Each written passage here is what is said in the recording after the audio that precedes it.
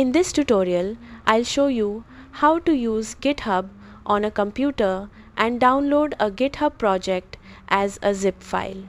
This is a simple way to download project files without using Git commands. First, open your web browser and go to github.com, then sign in to your account.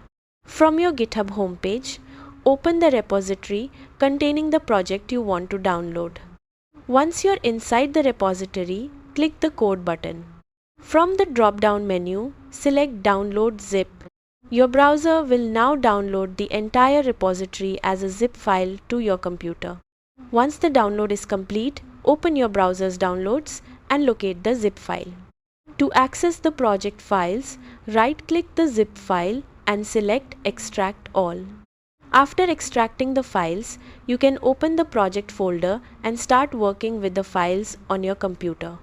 That's how to use GitHub on a computer and download a GitHub project as a zip file. Thanks for watching.